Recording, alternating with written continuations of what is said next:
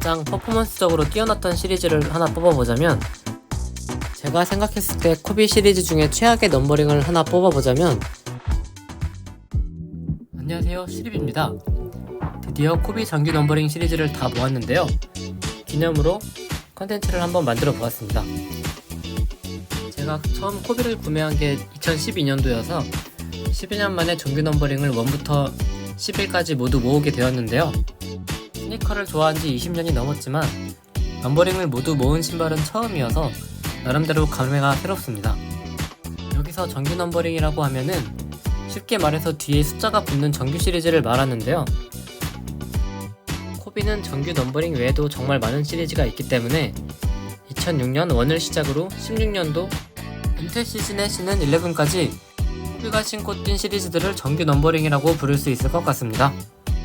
코비 정규 넘버링 시리즈들을 모으면서 가장 퍼포먼스적으로 뛰어났던 넘버링은 무엇인지, 그리고 제가 생각하는 최악의 시리즈, 또 구하기 가장 어려웠던 시리즈까지 코비에 대한 이야기를 준비했으니 재밌게 봐주시길 바라며 영상 끝까지 함께 해주셨으면 좋겠습니다. 저의 첫 코비는 2012년도에 발매한 코비 7이었는데요. 당시에 개인 매물로 10만원 언저리에 구매했던 것 같습니다. 제가 구매했던 컬러는 영상에 보이는 이 상어 컬러는 아니고 가피 전체에 레오파드 패턴이 들어가 있고 하얀색 미드솔을 가지고 있는 치타 컬러였습니다. 코비 7은 다양한 동물 컨셉으로 발매를 했었는데요. 주메어가 탑재된 드로빈 인솔이 특징이며 이 인솔에 혀가 일체형으로 달려있어서 당시로선 상당히 신박한 시스템이었습니다.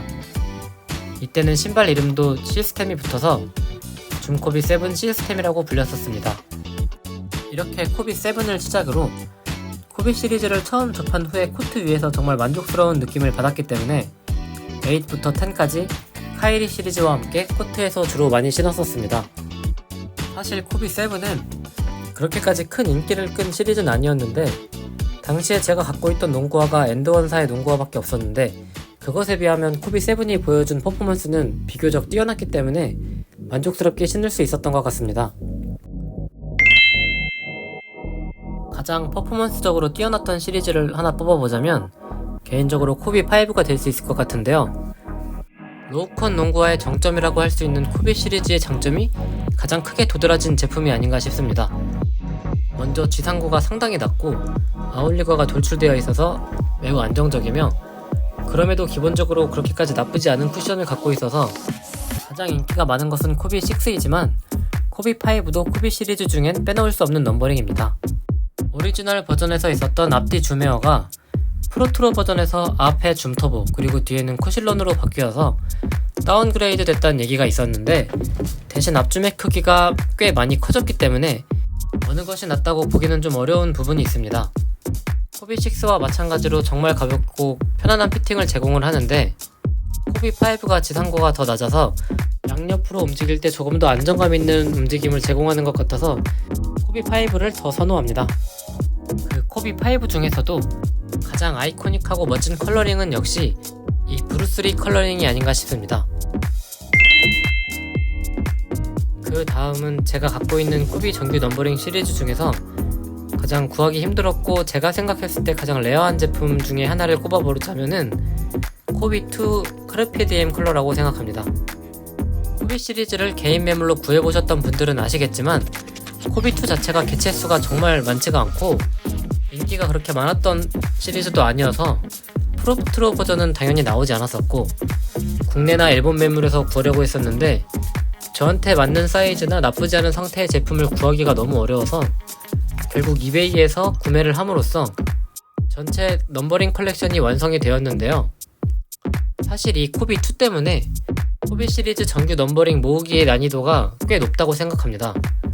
코비의 정규 넘버링을 모으기 위해서 약간 오기로 구매한 부분도 있었는데요. 그만큼 애착이 가는 신발 중 하나입니다. 마침 저한테 맞는 사이즈와 나쁘지 않은 상태, 그리고 이베이 정가품 검수까지 마친 제품이어서 나쁘지 않은 가격에 구매할 수 있었는데요.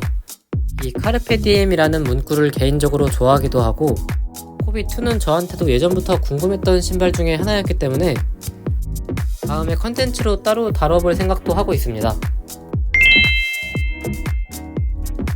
제가 생각했을 때 코비 시리즈 중에 최악의 넘버링을 하나 뽑아보자면, 사실 코비 시리즈가 전체적으로 농구화 치고는 디자인이 꽤 멋진 편이라고 생각을 하는데 예외인 넘버링이 하나 있습니다.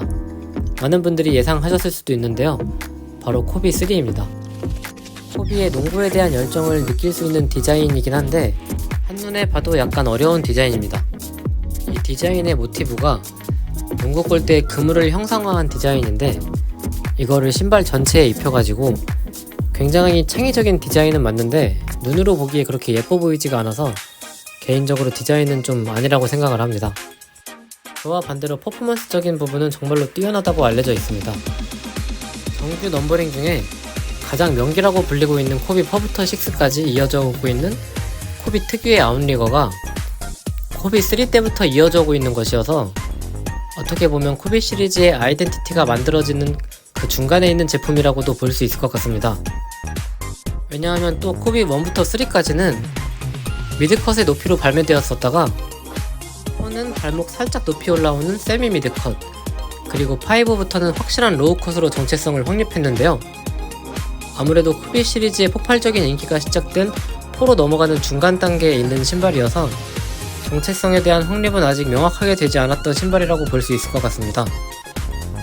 또 코비 3가 대중적으로 인기가 없었기 때문에 코비 4부터 아주 혁신적인 디자인으로 변모한 부분도 있을 것이기 때문에 코비 3가 없었으면 코비 4 같은 명작도 만나기 어렵지 않았을까 싶기도 합니다.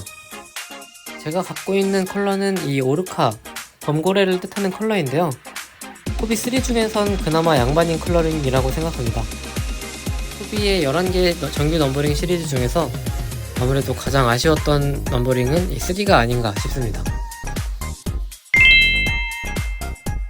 전에 코비 시리즈가 인기 많을 수밖에 없는 이유에 대해서 컨텐츠를 만들었었는데, 개인적으로 현대 농구화들은 대체로 정말 좋은 농구화도 많고 예전에 비해 정말 비약적인 퍼포먼스적 발전을 이루었기 때문에 코비 시리즈가 단순히 퍼포먼스가 좋아서 비싸다기보다는 감성값이 많이 포함되어 있지 않나 생각하고 있습니다.